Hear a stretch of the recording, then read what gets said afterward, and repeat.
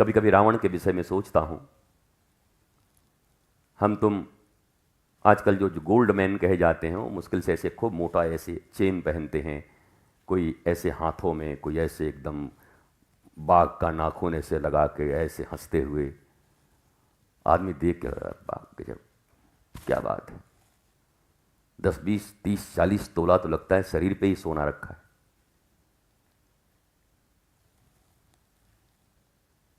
पर जिसकी सड़कें, जिसके कमोड भी सोने के थे, पूरी लंका सोने की थी, वो भी संतुष्ट नहीं था। तुम तो बैंक की लॉकर में रखे हो इतना सा, वो भी जाके रोज चेक कराते हो, गड़बड़ तो नहीं हुआ, कहीं कुछ मिसिंग तो नहीं हो गई, 2 आने की जो छुछिया थी वो गई तो नहीं कहीं छुछिया। दिमाग उसी छुछिया और छछिया पे लगा रहता है। इतना सा गोल्ड, जरा सोचो, जिसका पूरा नगरी गोल्ड का हो। गोल्ड कोई मायने ही नहीं रखता लंका के लिए, और वो आदमी इतना अतृप्त है, इतना दुखी है। मंदोदरी लिखती है कि रावण से ज्यादा अतृप्त मनुष्य मैंने आज तक इस पृथ्वी पर नहीं देखा। पत्नी थी, पत्नी से ज्यादा अपने पति को कौन समझता होगा।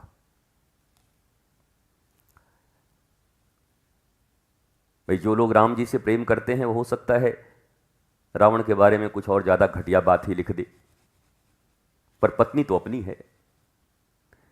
उसने लिखा कि ऐसा अतृप्त मनुष्य मैंने आज तक जीवन में नहीं देखा। बोला पल भर सोता नहीं था, चैन नहीं थी इसको, भयभीत रहता था, डरा रहता था, इच्छाएं कुलबुलाती रहती थी। न धन से न वासनाओं से कभी तृप्त होता था। इस दुनिया की सबसे खूबसूरत स्त्री थी मंदोदरी, मैं दानव की पुत्री। आज तक ऐसी स्त्री इस पृथ्वी पर नहीं आई। वर्णन है मंदोदरी के विषय में, इतनी खूबसूरत, और वो उसका पति था, पर फिर भी चैन नहीं था उसको। उसके बागीचे में जब देवी देवता और वो कन्याएं आती थी दानवों की, वो उनको देखता रहता था, और अंत में तो जगदंबा का भी हरण कर लिया उसने, सीता का,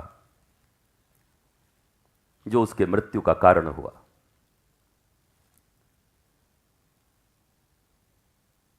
ऐष्णा और वासना रुकेगी तो आज और अभी कल कभी कुछ नहीं रुकता। जो लोग ये सोचते हैं धीरे धीरे रोक लेंगे, वो कभी नहीं रोक सकते, वो जलेंगे।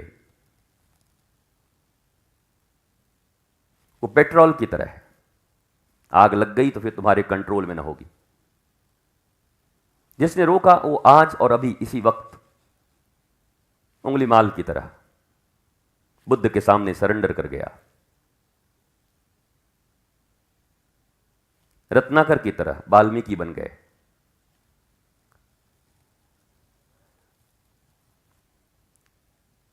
लंका की सबसे बड़ी विदुषी, विद्वान और बलशालिनी लंकिनी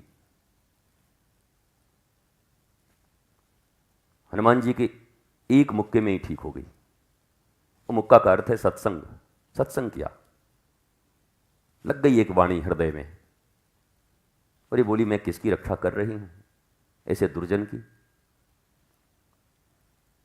और फिर वही हनुमान जी जब प्रवेश करते हैं तो सबसे सुंदर आशीर्वाद देती है लंकिनी, प्रविश नगर कीजे सब काजा, हृदय राखी कौशलपुर राजा। यह बोलने वाली एक राक्षसी थी। ये सुन के हम लोगों को बड़ा अच्छा लगता है, गुरुजी हमारे घर से जा रहे हैं तो हमने कहा प्रविश नगर कीजिए सब कीजिए, हम राक्षसी हो क्या?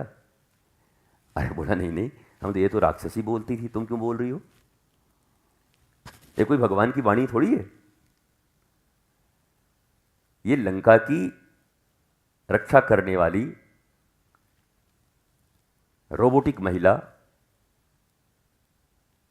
सुपर कंप्यूटर और एआई से लैस, मच्छर का रूप बना के भी कोई जाए तो पकड़ देती थी। हनुमान जी को भी पकड़ दिया, जबकि हनुमान जी इतने विद्वान हैं, गुणवान हैं, अष्ट सिद्धि 9 निधि के मालिक हैं।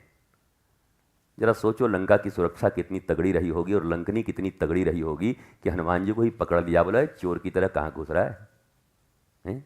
बिना परमिशन लिए हमसे। पर हनुमान जी की वाणी में इतनी शक्ति थी कि उसकी सारी वासना, ऐषणा, तृष्णा, इच्छाएं मिट गई, और जिसको अब शत्रु समझ रही थी उसी को आशीर्वाद दे रही है कि प्रविष्ट नगर कीजिए सब काजा, जाइए जाइए जाइए, कौशलपुर राजा को अपने हृदय में रखिए और इस दुष्ट से, इस लंका को और इस पृथ्वी को मुक्त कराइए। कर्मचारी बदल गया। रावण ने जिसको सिक्योरिटी ऑफिसर रखा था सबसे बड़ा, और वही जाकर मिल गया हनुमान जी से, अब बेचारा बचेगा भी कैसे? इसलिए जीवन में चोट लगती है जब ये बातें लोग सुनते हैं, तो कुछ लोगों को चोट लगती है, जो बदलना चाहते हैं उनको थोड़ी चोट लगती है, और जो केवल सुनने के अभ्यस्त हैं उनको तो कोई दिक्कत नहीं, वो तो सुनते रहते हैं। पर जो थोड़ा भी बदलना चाहता है उसको थोड़ी भीतर घबराहट होती है, ये क्या बोल रहा है बाबा, बिना मतलब का बोलते रहता है। कितना अच्छा हम दाल रोटी खा रहे थे, अभी काम कर रहे थे, ये बिना मतलब का हमारे भीतर में, ये बंद कर दो, ये बंद कर दो, ये बंद कर दो। तो क्या हम नीरस जीवन जिए? नीरस नीरस बोलता है।